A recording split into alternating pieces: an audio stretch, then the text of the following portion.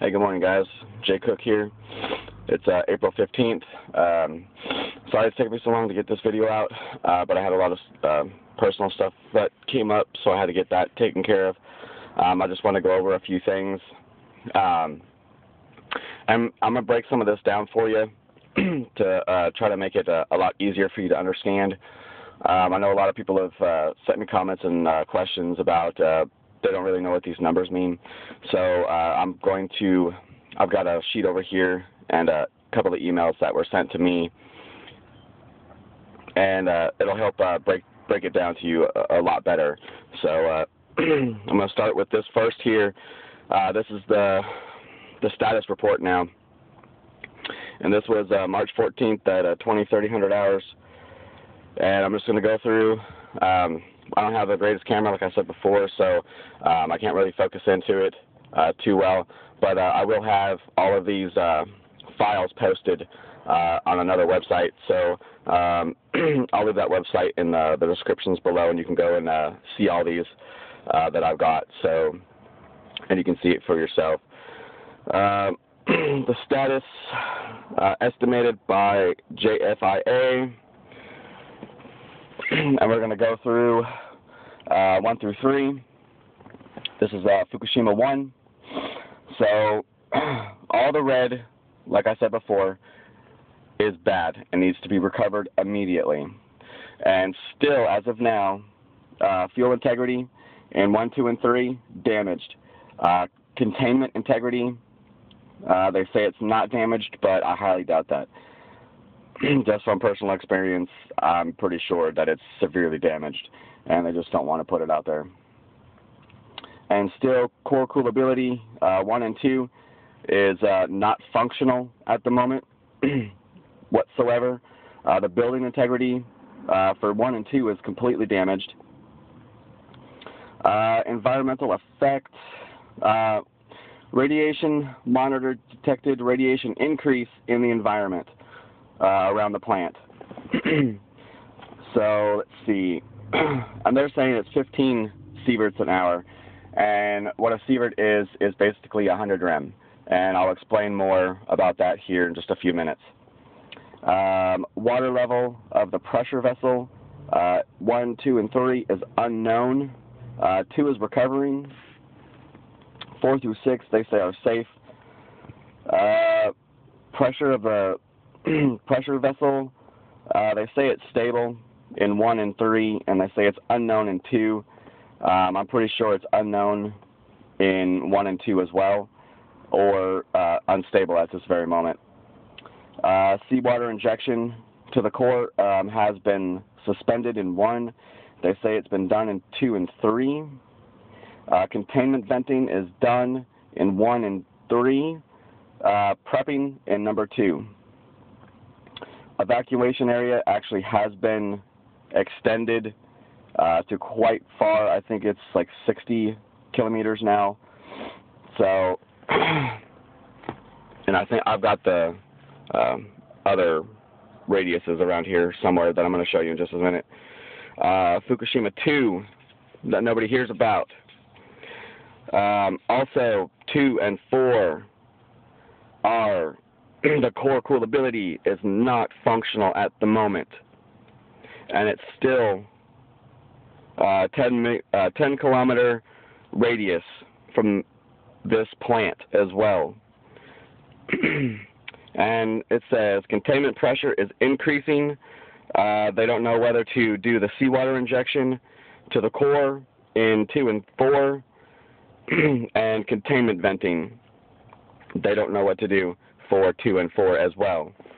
So there's that. I've shown you this one. This one was prior.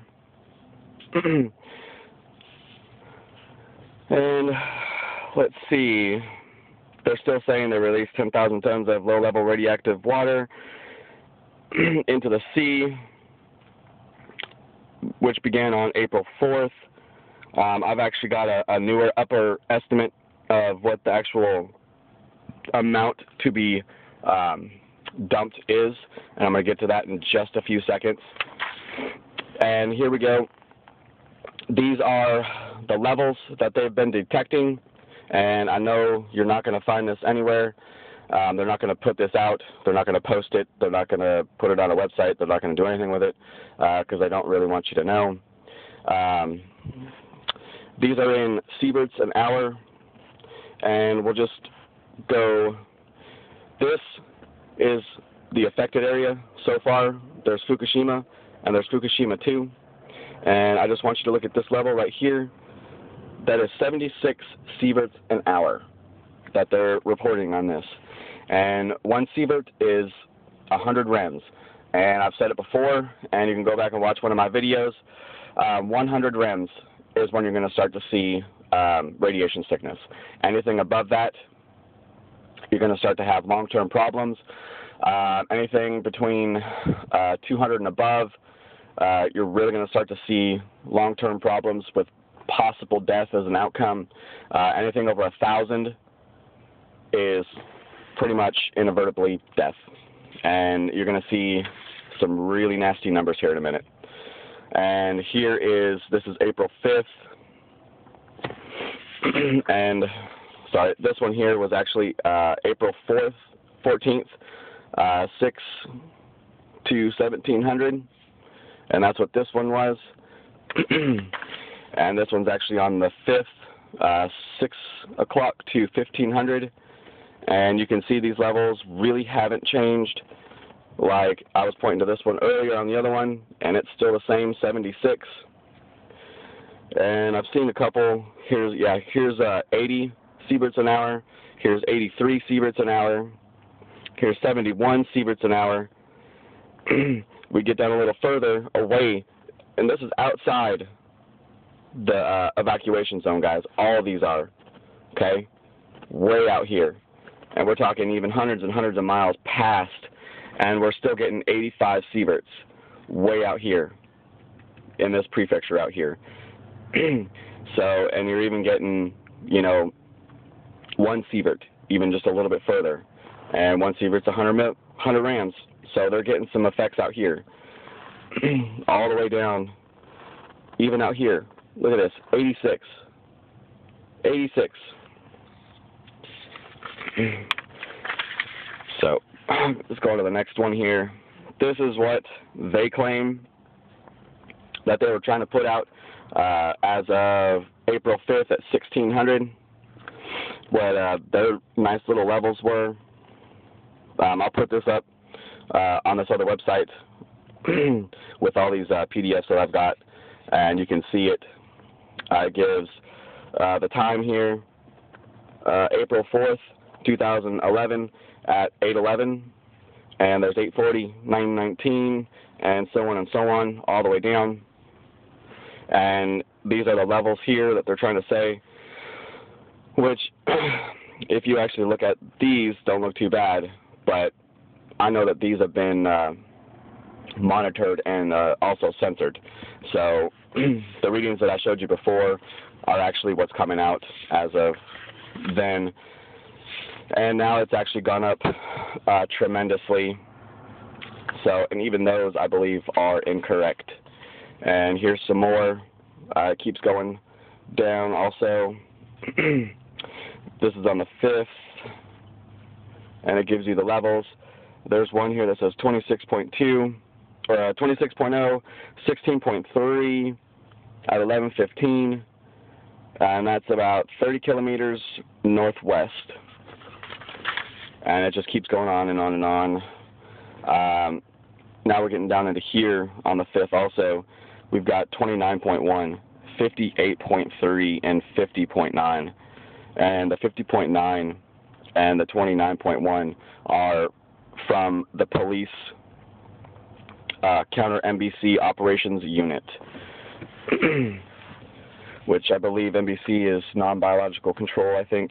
I could be wrong, but okay, I've got some documents here, and this is going to explain a little bit. Number 51 at 2000 April 13th. NHK News regarding status of Fukushima Daiichi nuclear power station yesterday and today. Containment water level falls 4 centimeters. The operator of the crippled Fukushima plant says that the level of the contaminated water in the tunnel of number 2 reactor has dropped 4 centimeters. TEPCO company says workers at the plant had moved about 250 tons of highly radioactive water from the tunnel into a turbine condenser by Wednesday morning.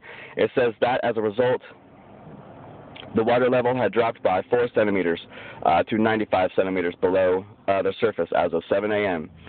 A series of aftershocks delayed the start of work until after 7:30 p.m. on Tuesday. TEPCO says it is expected to take about 40 hours to move a total, now get this, a total of 700 tons of contaminated water from the tunnel. The company has been checking another storage facility for damage in order to use it for contaminated water from the basement of the reactor's turbine building. These efforts are aimed at allowing workers to restore the reactor's cooling system. Pretty much the guys can't get in there yet because of how highly radioactive all this stuff is. So, like I said before, these tunnels are so reactive, and it's going to take so long. They're going to literally, they will have to, and they don't have a choice, and they're not going to tell you, but they're going to have to completely encase those tunnels with cement because there's no way of getting back in there at all whatsoever, along with a lot of other facilities in the area. So, and if it keeps growing and growing and growing and they can't contain it right now, they'll probably have to entomb the whole entire facility. So, because a lot of this radioactive material that's being, dumped out, like thorium and cesium and all these others, have a decay and a half-life of 29 to like 100 and something years.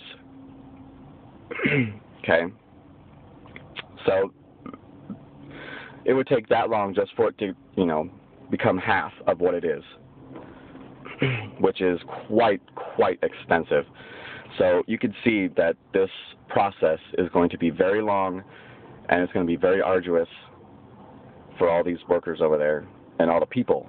It's going to be decades and decades and decades before they can get this completely cleaned up, and it's still not going to be completely cleaned up. Okay, I'm running out of time. TEPCO says that it injected nearly 200 tons of water into the spent fuel storage pool at reactor number 4 early Wednesday. It says an analysis of the water from the pool on Tuesday put the radiation level on the surface at 84 millisieverts per hour and the water temperature around 90 degrees Celsius, higher than usual. The company says it will try to identify radioactive substances in the water in the pool and their densities and to determine whether the reactor's fuel has been damaged. And that was Wednesday the 13th. And I've already given you the report already that says the fuel rods have been completely damaged and they were exposed fully for a brief period of time. So they've already been damaged, they've already been exposed more than once, and now they've been completely exposed. So even if they're exposed for less than a minute, they go from 0 to 5,000 degrees in, seconds. And that's meltdown stage. And it's just going to release more and more and more. High radiation levels, guys. If you don't think it's in the sea, here we go. Okay, this is what I'm going to tell you. This is what you need to listen to. High radiation levels in sea off Fukushima coast. The Science Ministry says radiation levels in the seawater off the coast of Fukushima Prefecture are the highest it has been since the monitoring 3 weeks ago. It says iodine-131 is about 85 becquerels per liter, and about out of time, so I'm going to continue real quick.